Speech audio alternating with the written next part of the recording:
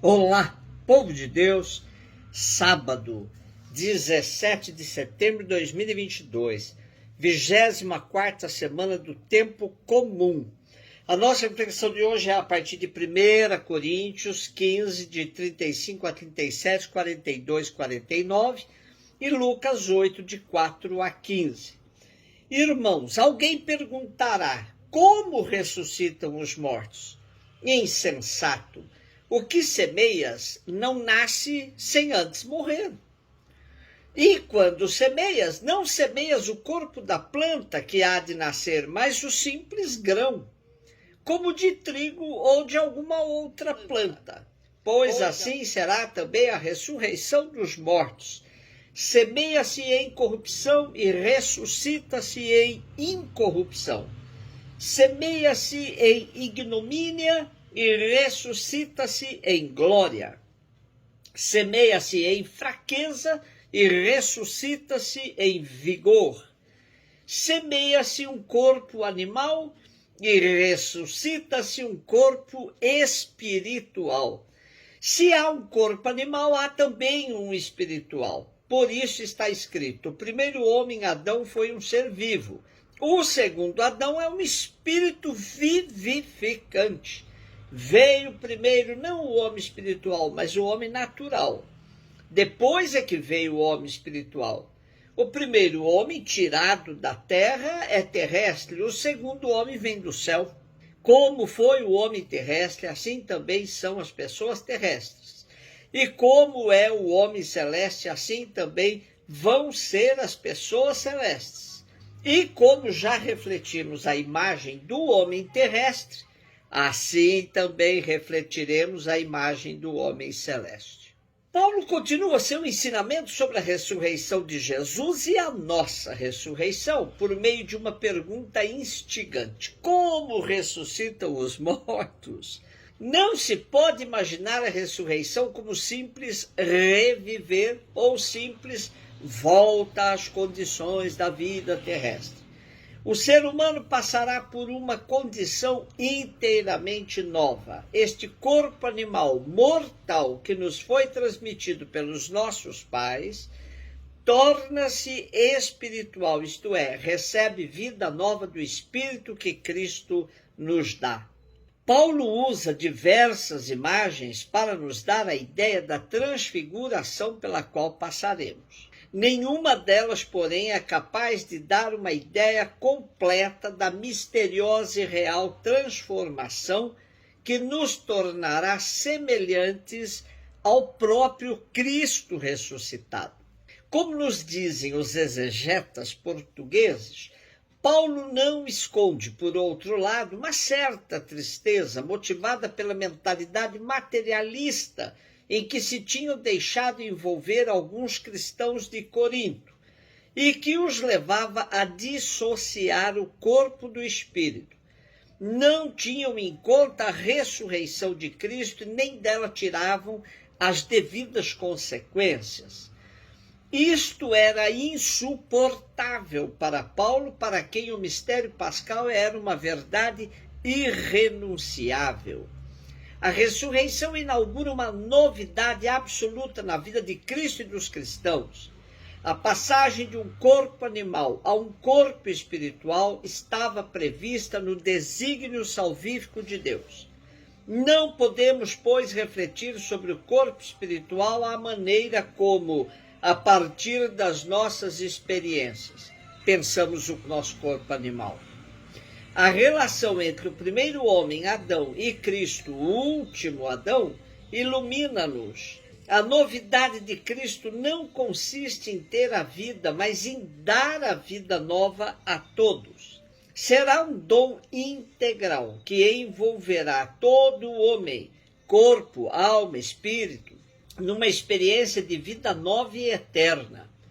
Depois de termos sido irmãos do primeiro homem, Adão, tendo levado conosco a imagem do homem terreno, também seremos irmãos do último Adão, Cristo, levando conosco a imagem do homem celeste. Lucas 8, 4 a 15. Naquele tempo reuniu-se uma grande multidão e todas as cidades iam ter com Jesus. Então ele contou esta parábola. O semeador saiu para semear sua semente. Enquanto semeava, uma parte caiu à beira do caminho, foi pisada e os pássaros do céu a comeram. Outra parte caiu sobre pedras, brotou e secou porque não havia umidade. Outra parte caiu no meio de espinhos, os espinhos cresceram juntos e a sufocaram. Outra parte caiu em terra boa, brotou, deu fruto 100 por 1. Dizendo isso, Jesus exclamou: quem tem ouvidos para ouvir, ouça. Os discípulos lhe perguntaram o significado dessa parábola. E Jesus respondeu: a vós foi dado conhecer os mistérios do reino de Deus, mas aos outros só por meio de parábolas, para que, olhando, não vejam, ouvindo, não compreendam. A parábola quer dizer o seguinte: a semente é a palavra de Deus. Os que estão à beira do caminho são aqueles que ouviram, mas depois vem o diabo, tira a palavra do coração deles, para que não acreditem e não se salvem. Os que estão sobre a pedra são aqueles que, ouvindo, acolhem a palavra com alegria, mas eles não têm raiz. Por um momento acreditam, mas na hora da tentação voltam atrás. Aquilo que caiu entre os espinhos são os que ouvem, mas com o passar do tempo são sufocados pelas preocupações, pelas riquezas e pelos prazeres da vida, e não chegam a amadurecer. E o que caiu em terra boa são aqueles que, ouvindo com um coração bom e generoso, conservam a palavra e dão fruto na perseverança. Como nos diz Collins, no seu ensinamento, depois do episódio da pecadora na casa de Simão, Jesus mostrou como a palavra do Evangelho tem resultados diferentes. Para esclarecer isso, Jesus se serviu de um fato da vida, o que acontece na atividade do campo, quando o semeador prepara a terra e lança a semente. Para a multidão que o escutava, ele faz uma comparação entre semeador-semente e evangelizador-palavra. Vejamos a matemática da parábola. O evangelista distribui a semente em 4 partes, sem mencionar a proporção de cada parte. 3 partes se perdem e não dão fruto. Só uma parte cai em terra boa e produz fruto na proporção de 100 por 1.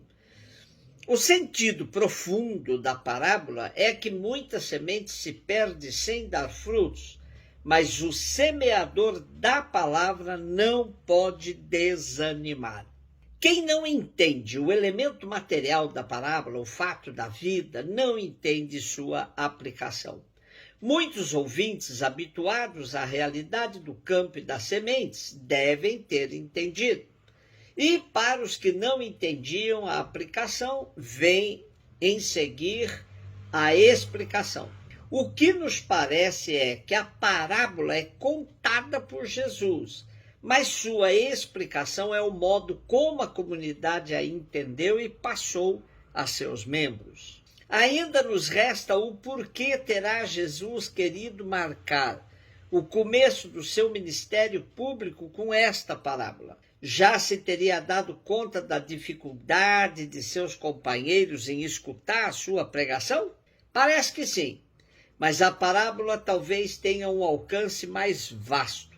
Nos diferentes destinos da semente lançada, podemos entrever não só os diferentes modos de reação dos seus ouvintes à sua palavra, mas também as diferentes atitudes com que, ao longo da história da salvação, a humanidade reagiu e reage à presença das testemunhas de Deus e à sua pregação. Lida assim a parábola da semente, lida dessa forma, a parábola da semente prolonga a sua mensagem ao longo de todos os séculos, antes e depois de Cristo, e chega até nós. Um último lembrete: não podemos ficar classificando as pessoas em referência à qualidade do terreno, chamando uns de pedregosos, de espinhosos, etc. Nada disso. Todos somos um pouco de cada tipo de terreno. Cabe-nos cultivar o que há em nós de terra boa. Um beijo no seu coração.